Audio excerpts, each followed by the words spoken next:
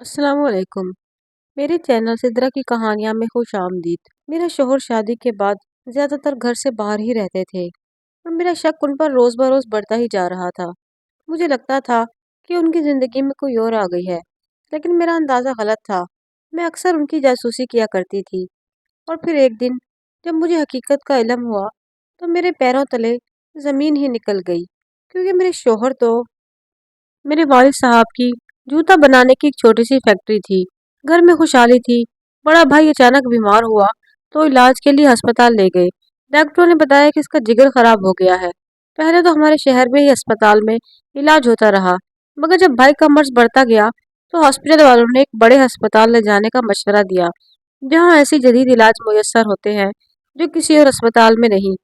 یوں ہم کراچی آ گئے اور مہنگے پرائیویٹ ہسپتال میں بھائی کو داخل کروا دیا۔ والد صاحب ہم سب کو ہی ساتھ لے آئے تھے۔ ہوٹل میں ایک کمرہ لیا اور بھائی کو ہسپتال داخل کرا دیا۔ کافی دن تک علاج چلتا رہا، مگر شفا یابی نہ ملی اور آخر میرے والد کی امیدوں کا چراغ بجھ گیا۔ بھائی کی موت سے والدین بہت زیادہ نڈھال تھے اور یہ ہاسپٹل اتنا مہنگا تھا کہ لاکھوں کا بل آ گیا۔ والد صاحب کی فیکٹری بک گئی اور حالات بد سے بدتر ہوتے گئے۔ والد صاحب نے قرضہ لے کر دوبارہ سے کاروبار شروع کیا، لیکن گھاٹا ہی ہوا۔ قرض پر قرض چڑھنے لگا۔ والد صاحب نے اس دوران نوکری کی بھی کوشش کی، مگر نہ ملی۔ یہاں تک کہ نان و نفقہ کے بھی لالے پڑ گئے۔ پورے وقت کا ساتھی کوئی نہیں ہوتا۔ رفتہ رفتہ دوست و احباب نے بھی یہ ساتھ چھوڑ ہی دیا۔ قرض دار الگ تنگ کرنے لگے۔ ابا اس قدر ذہنی دباؤ کا شکار ہوئے کہ ایک روز ان کی دماغ کی نس پھٹ گئی اور ہم باپ کے سائے سے بھی محروم ہو گئے۔ میرے 4 ماموں تھے اور ان سب نے مل کر امی کو کرائے کا مکان لے کر دے دیا۔ ہم والدہ سمیت 5 افراد تھے۔ چاروں ماموں مل کر ہمارا خرچہ اٹھانے لگے اور ہر ماہ باری باری راشن لا کر دینے لگے۔ یوں ہماری تنگی کے باوجود ہماری عزت سے گزر بسر ہونے لگی۔ میں بچپن سے ہی بہت حساس تھی، شروع سے ہی بہت اچھا وقت دیکھا تھا۔ اچانک جو حالات میں تبدیلی آئی تو ذہن نے اس کا گہرا اثر قبول کیا، اور اوپر سے والد صاحب کی محبت اور شفقت بھی چھن گئی تھی۔ اب تو میری جیسے دنیا کی رونقوں سے یہ دلچسپی ہی ختم ہو گئی تھی۔ میں پریشان رہتی، اگر کوئی لطیفے سناتا، کوئی مزاح کی بات کرتا تو مجھ کو ہنسی نہ آتی۔ میں بس اکیلے میں بیٹھتی تو آنسو بہنے لگتے۔ ماں سے چھپ کر واش روم میں دیر دیر تک روتی رہتی۔ اداسی نے رفتہ رفتہ میرے دل کو مٹھی میں لے کر مسلنا شروع کر دیا۔ میٹرک میں بھی پڑھائی کی طرف دھیان نہ دے پائی تھی۔ میری چپ نے مجھ کو ہی کھانا شروع کر دیا۔ پہلے تو گھر میں کسی نے توجہ نہ دی۔ جب میں نے ہنسنے بولنے کے ساتھ ساتھ کھانا پینا بھی چھوڑ دیا تو والدہ چونکی۔ روز بروز میں کمزور اور پیلی پڑتی جا رہی تھی۔ ایک وقت ایسا آیا کہ بیٹھے بیٹھے گرنے لگی، ہاتھ پاؤں لرزنے لگتے اور حالت غیر ہو جاتی۔ اب والدہ گھبرا گئی۔ بڑے ماموں کو بلا کر میری کیفیت بتائی۔ وہ مجھے ایک ڈاکٹر کے پاس لے گئے۔ ڈاکٹر نے کہا کہ اس کو کوئی مرض تو نہیں ہے، مگر بہت سوچنے اور شاید کسی پریشانی کی وجہ سے ڈپریشن میں چلی گئی ہے۔ اگر ابھی توجہ نہ دی تو آگے چل کر مرض بڑھ سکتا ہے۔ کوشش کریں کہ اس کو خوش رکھیں، گھمائے پھرائیں اور اچھی امید دلائیں۔ کوئی ایسی بات نہ کریں جس سے اس کے ذہن پر دباؤ پڑے، اور اس کے ساتھ ہی کچھ سکون کی دوائیاں بھی دے دی۔ ڈاکٹر کی ہدایت پر گھر والے زیادہ دیر تک عمل نہ کر سکے۔ امی بیچاری کو تو سو بکھیرے تھے۔ یوں میرا مرض بڑھنے لگا اور اب مجھے دورے پڑنے لگے۔ ماں گھبرا گئی۔ کسی نے کہا کہ سایہ ہو گیا ہے، اس پر کوئی اثرات وغیرہ ہے، پلیز اس پر دم کروائیں، کیونکہ یہ مرض ڈاکٹروں کے بس کا نہیں۔ اب امی مجھے لے لے کر دم کرنے والوں کے پاس پھرنے لگی۔ غرض گھر کا سکون میری وجہ سے غارت ہو گیا۔ بہن بھائی بھی پریشان تھے۔ درمیان والے ماموں نے اپنے ایک دوست سے میرے اس مرض کا تذکرہ کیا، کیونکہ ان کی بہن کے ساتھ بھی کچھ ایسا مسئلہ ہو چکا تھا۔ اس شخص نے بتایا کہ وہ اپنی بہن کو ایک ماہر نفسیات ڈاکٹر کے پاس لے کر گئے تھے، جس کے علاج سے وہ کافی بہتر ہو گئی تھی۔ اس شخص نے ماموں کو اس ماہر نفسیات ڈاکٹر کا پتہ دیا۔ ماموں مجھے ان کے پاس لے گئے۔ وہ ایک بہت اچھا اور سمجھدار ڈاکٹر تھا۔ اس نے کچھ دن بلایا، میرا علاج کیا، کونسلنگ کی، میرے گھر کے حالات جانے، اور اس طرح میں رفتہ رفتہ دکھ، رنج اور مایوسی کی کیفیت سے باہر نکل آئی۔ میٹرک کیا، پھر کالج میں داخلہ لے لیا۔ میں ہر نماز کے بعد اپنے ماموں کی عمر دراز کی دعا کرتی تھی، کیونکہ وہ ہماری سرپرستی نہ کرتے تو کیا ہوتا۔ ان کی بیویوں نے خاصا ہجوم مچایا तो भी उन्होंने अम्मी का साथ न छोड़ा। मेरा भाई इरफान मुझसे 2 बरस बड़ा था। अब्बू बड़े के बाद अब वही हमारी उम्मीदों का सहारा था। दिन गुजरते रहे, यहाँ तक कि मेरा भाई 20 साल का हो गया। मेरे बड़े मामू का जनरल स्टोर था। मामू ने मेरे भाई को अपने जनरल स्टोर पर रख लिया और तनख्वाह देने लगे। भाई वो रकम लाकर अम्मी के हाथ पर रख देते और यूं अम्मी घर का खर्चा चलाती। इस तरह हमारे दिन फिरने लगे। भाई को कारोबार का तजर्बा हो गया तो मामू ने मिलकर उसको अलहदा एक दुकान कर दी। अल्लाह ताला ने बरकत डाल दी और भाई की आमदनी में रोज बरोज इजाफा होने लगा। पड़ोसन के तवस्सुस से मेरे लिए एक रिश्ता आ गया। लड़के की माँ ने मुझे पड़ोसन के घर ही देखा और पसंद कर लिया। इन दिनों मेरी उम्र 19 साल थी। चेहरे पर नोखीजी का रूप था। लड़के वाले अम्मी के पीछे ही पड़ गए। अम्मी, अभी मुझे शादी नहीं करनी, अभी 2 साल निकल जाए तो फिर करेंगे। मगर जब लड़के वालों का इसरार ज्यादा बढ़ा तो अम्मी ने मामू से बात की और उन्होंने कहा कि लड़के वालों को घर बार देख लेते हैं, अगर हमें लड़का पसंद आ गया तो शादी कर लेंगे। आखिर बेटी की शादी करनी तो है, अब नहीं तो 2 साल बाद सही। उन्होंने बीवी से कहा कि आपा के साथ जाकर रिश्ता देखाओ और फिर मुझे बताओ कि कैसे लोग हैं। मेरी अम्मी सीधी सादी सी खातून थी। लड़का काफी खूबसूरत और वजीह शख्सियत का मालिक था। घराना भी खुशहाल था। यूं मुमालियों ने ये रिश्ता पसंद किया, मगर ज्यादा छानबीन किसी ने ना की। मामू को भी अच्छी ही रिपोर्ट दी गई। मेरा रिश्ता पक्का कर दिया गया और यूं में 2 माह में मेरी शादी हो गई। मेरे शोहर का नाम वहाद था। अपने नाम की तरह वजीह और खूबसूरत थे। यहाँ आकर मुझे पता चला कि वो वालदैन के लाडले हैं और बहुत नाजों में पले थे। कोई सख्त काम भी नहीं कर सकते थे। जरा सी धूप से कमलाने लगते थे। शोहर का रवैया शुरू दिन से ही मेरे साथ बहुत अजीब रहा। मैं भी चूंकि कम उम्र थी और काफी शर्मीली थी, सोचती थी कि वो भी शायद मुझसे शर्म महसूस करते हैं, रफ्ता रफ्ता ठीक हो जाएंगे। लेकिन मुझे नहीं मालूम था कि आगे की जिंदगी में मेरे साथ क्या होने वाला है। मेरे शोहर ज्यादातर वक्त बाहर ही गुजारते थे। सुबह निकलते तो रात को देर से लौटते। उनके वालिद सऊदी अरब में थे और कोई बड़ा बहन भाई भी नहीं था। माँ बेचारी लाख समझाती, लेकिन वहाज उनकी एक न सुनते। ये बात भी मुझे अजीब लगती कि नई नई शादी है फिर भी घर में नहीं टिकते थे। मैं अगर कभी पूछने की कोशिश करती तो आगे से कहते कि मुझे घर में 100 काम होते हैं, जरूरी तो नहीं कि मैं हर काम तुमसे पूछ कर करूं। तुम्हें मुझसे कोई तकलीफ तो नहीं है ना, तो बस मेरे कामों में ज्यादा मदाखलत न किया करो। मुझे ये सुनकर बहुत दुख हुआ। वो कोई काम भी न करते थे, सूसर बाहर से पैसे भिजवा देते जिससे घर का खर्चा चलता था। वहां सुबह घर से निकल जाते और रात देर को लौटते। मुझे समझ न आती कि आखिर वो जाते कहाँ है। घर में तो वो एक कूड़ी भी नहीं देते थे। वो कोई मुलाजमत या कारोबार भी नहीं करते थे, फिर आखिर वो घर से गायब क्यों रहते हैं। मैं चूंकि नई नवेली दुल्हन थी और मेरे दिल में बहुत से अरमान थे, मगर शोहर थे कि जैसे मेरे कुछ लगते ही नहीं थे। एक दिन मैं बहुत रोई और कसम दी कि बताइए आखिर आप कहाँ जाते हैं। लेकिन फिर भी उन्होंने मुझे कुछ न बताया। वो कहने लगे कि अगर इस घर में रहना है तो सुकून से रहो, और अगर मेरे मामलात में ज्यादा टांग अड़ाओगी तो ये मैं बिल्कुल बर्दाश्त नहीं करूंगा, क्योंकि इसका नतीजा फिर कुछ भी हो सकता है। मैं ये सुनकर डर गई, क्योंकि मैकी की हालात जानती थी। माँ ने न जाने कितनी काविशों के बाद मुझे रुखसत किया था। सोचने लगी कि अगर उनके दर पर बैठ जाऊंगी तो वो ये सदमा बर्दाश्त नहीं कर पाएंगे। ये सोच सोच कर मैं और अफसोदा रहने लगी और जल्द ही अल्लाह ने मेरी रहमत पर रहम खाया और मैं उम्मीद से हो गई। उम्मीद की एक किरण मेरी जिंदगी में चमकी और मैं एक नई उम्मीद के साथ जीने लगी। अल्लाह ताला के फजल से शादी के साल बाद एक बेटे की माँ बन गई। अब मेरा ख्याल था कि मैं अपनी औलाद के लिए काफी कोशिश करूं और मेरे शोहर भी इस तरफ पलट आएंगे।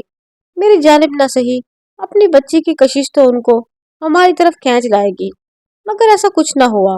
उन्होंने बच्ची में भी दिलचस्पी न ली, न ही अपनी जिम्मेदारी को महसूस किया। लेकिन बच्ची को पाकर मेरा दिल शाद हुआ था।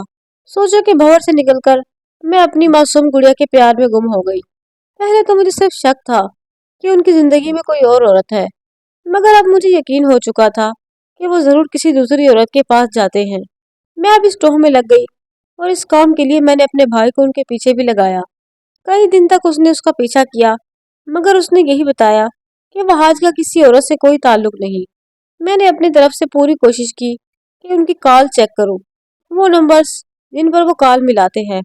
मैं उन नंबर्स पर कॉल मिला मिला कर चेक करती, मगर वो उनके किसी रिश्तेदार, दोस्त या किसी अजीज का होता था। मुझे ऐसा कोई सबूत न मिला जिससे मैं ये जान सकती कि उनकी जिंदगी में कोई और औरत है। थक कर मैंने उनको उनके हाल पर छोड़ दिया और वहाद भी अपने मामूलात में गुम थे। हमें कुछ इल्म न था कि वो कहाँ जाते हैं और कहाँ से आते हैं, क्योंकि उनके वालिद बाहर से ही पैसे भिजवाते थे और ये सब घर वाले उस पर ही ऐश उड़ाते थे।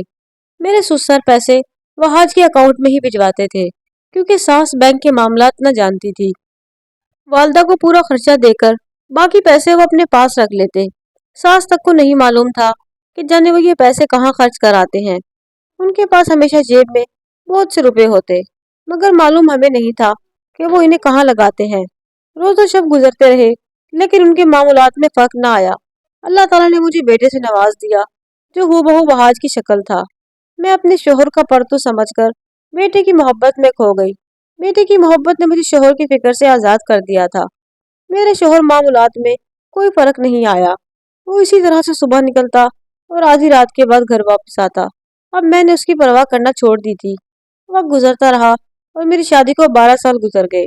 एक रोज अचानक ससुर साहब इस जहान से गुजर गए। पहले मेरे ससुर ही घर का खर्चा वगैरह पूरा करते थे। अब वो ना रहे तो माली तंगी शुरू हो गई। सास का भी 2 साल बाद इंतकाल हो गया। पहले तो मुझे सास का सहारा था कि वो मेरा साथ देती थी। उनके चले जाने से मैं जैसे बिल्कुल ही तन्हा सी रह गई थी। शोहर को तो वैसे भी मेरी कोई परवाह न थी। अब मेरे बच्चे चूंकि स्कूल जाने लगे, मैं फिर से अकेली रहकर सोचो के भंवर में फंसने लगी। अगर वहाज की रविश में सर मुंह फर्क न आया, वो इसी तरह अभी भी उसी रोज रात को चले जाते और सुबह लौटते। अब तो घर, बच्चों और हम सबसे ही बिल्कुल बेनियाज हो गए। ससुर के बाद उनकी जमा पूंजी कुछ अरसा काम आई और फिर खाली हाथ हो गए। घर के हालात में अबतरी आने लगी। मैं खर्चों से परेशान रहने लगी और वहाज कभी मेरी माँ और कभी भाई से जाकर कर्ज मांगने लगे। वो इस वजह से इनकार न करते कि शायद बच्चों की खातिर कर्ज मांगते हैं। उन्होंने हमेशा जितने पैसे वहाज को दिए तो वहाज ने वो कर्ज कभी वापस न लौटाया। अगर वो पैसे घर में खर्च करते तो भी ठीक था, मगर वो घर और बच्चों पर 1 रुपया भी सर्फ न करते। इन दिनों में खर्चे के लिए इस कदर तंग थी कि चीख चीख कर रोने को जी करता था। अम्मी को न बताती कि परेशान होंगे। एक दिन मेरे बड़े मामू घर मिलने के लिए आ गए। मैं रो रही थी और घर में खाने को कुछ भी नहीं था, हत्ता कि घर में बच्चों का दूध भी नहीं था। मामू ने पूछा कि क्या बात है, क्यों परेशान हो, और मैं खुद पर काबू न पा सकी और सब अहवाल उनसे कह दिया। वो भी फिक्रमंद हो गए। जाते हुए मुझे कुछ रकम दे गए। अगले रोज फिर आए और कहा कि ये राशन में जो जो कुछ चाहिए मुझे फहरिस्त लिख के दे दो। और यूं उन्होंने मुझे राशन दिलवा दिया। बच्चों के दूध के लिए गवाले को लगवा दिया, जो रोज शाम को घर दूध देने को आने लगा। अगले दिन वहां जाए तो मैंने बताया कि इस तरह मामू आए थे और घर में बच्चे के खाने को कुछ न था। वो राशन डलवा गए हैं। वो कहने लगे तुम अपनी अम्मी या भाई से कह देती। मुझे गुस्सा आ गया। मैंने कहा कि भाई और अम्मी से क्यों कहती, उनसे तो तुम पहले ही इतने पैसे ले जाते हो। आखिर बताओ तो सही कि ये रुपया कहाँ खर्च करते हो। पहले तो वो खामोश रहे, फिर बोले कि मैंने वो पैसा किसी कारोबार में लगाया है। एक दोस्त का अपना बिजनेस है और उसके कारोबार में मैंने हिस्सा डाला है। मैं उसे ज्यादा सरमाया एक साथ नहीं दे सकता, लिहाजा किस्तों में दे रहा हूँ। जब मुनाफा मिलेगा तो देखना, मेरे साथ तुम्हारे भी दिन फिर जाएंगे। मैं बस उनका मुंह देखती रह गई। झूठी उम्मीद की किरण मेरे दिल में जगाकर वो लंबी तान कर सो गए। इंसान का सब्र आखिर कब तक साथ देता है। मैंने भी हौसला हार दिया था। एक बार फिर मैं टोह में लग गई। आखिर ये ऐसी पुरसरार जिंदगी क्यों और कहाँ गुजार रहे हैं। मेरे और बच्चों के पास तो होते, न घर के मसाइल में दिलचस्पी लेते। इस बार भी लाख कोशिश के बावजूद मैं और मेरे मैके वाले न जान सके, न ही उनका किसी खातून से कोई ताल्लुक निकला। हम सभी बहुत हैरान थे। मुझे हर वक्त यूं परेशान देखते हुए मेरे भाई और मामों ने बल आखिर मेरे और मेरे बच्चों का खर्चा उठा लिया। वह हाथ बस मेरे नाम के ही जीवन साथी थे और अब भी नाम के ही थे। वह गुजरता रहा। ये कड़ा वक्त बीत गया और फिर वो दिन आया जब मेरे बेटे ने मैट्रिक पास कर लिया और कॉलेज चला गया। मगर बाप की रविश अभी भी न बदली। बेटी फिर भी बाप से प्यार करती थी। शायद बेटियां होती ही प्यार करने के लिए हैं। लेकिन मेरा बेटा अयान बाप से बहुत शाकी रहने लगा। मैं चाहती थी कि वो अपने वालिद से नफरत न करे, क्योंकि जैसा भी था آخر وہ ان کا باپ ضرور تھا، لیکن اس کو باپ کا پیار کبھی بھی نہ ملا تھا اور نہ کبھی باپ نے سیدھے منہ بات کی۔ پھر کیسے وہ ان سے محبت کرتا؟ میں نے نوٹ کیا کہ بیان میں ایک قسم کی ضد اور چڑچڑا پن سا پیدا ہو گیا تھا۔ ذرا ذرا سی بات پر لڑنے لگتا۔ میں سمجھاتی تو اس کی بات سمجھ میں نہ آتی۔ ہر ماہ ایان میرے بھائی اور میرے ماموں سے خرچے کے پیسے اور راشن لاتا، مگر یہ سب اس کو گرا بھی گزرتا، یہاں تک بھی قابل برداشت تھا۔ لیکن جب وحاد نے خرچے کی یہ رقم بھی ہم سے جھپٹنے کی کوشش کر دی تو ایان نے کھلم کھلا باپ سے بغاوت شروع کر دی اور اسی وجہ سے باپ اور بیٹے میں ٹھن گئی۔ اب ہماری پریشانیاں مزید بڑھنے لگی۔ اب میری بچیاں بھی بڑی ہو گئی تھی۔ ایک بار جب ایان میرے بھائی سے خرچے کے لیے رقم لے کر آیا تو اس نے رقم مجھے دے دی۔ اتنے میں وحاد اندر آ گیا۔ اس نے جب رقم میرے ہاتھ میں دیکھی تو مجھ سے مانگنے لگا۔ میں نے وہ پیسے تو نہ دیے تو وہ زور زور سے چلانے لگا کہ مجھے اپنے کاروبار میں ڈالنے کے لیے مزید رقم درکار ہے، اور اس نے وہ رقم میرے ہاتھ سے جھپٹنے کی کوشش کی۔ تبھی ایان وہاں آ گیا۔ اس نے باپ کو روکنا چاہا تو وہ آگے سے اسے برا بھلا کہنے لگا۔ ایان غصے میں کہنے لگا کہ آپ کیسے باپ ہیں؟ کہ آپ ہمارے باپ ہیں؟ آج تک آپ نے ہمارے لیے کیا کیا ہے؟ جب آپ کچھ کما نہیں سکتے، آج تک ہم دوسروں سے مجبوری میں پیٹ بھرنے کے لیے پیسے لیتے رہے، وہ بھی آپ ہم سے جھپٹنے کی کوشش کر رہے ہیں۔ کبھی سوچا بھی ہے کہ آپ کی بیوی کس طرح خرچہ پورا کرتی ہوگی؟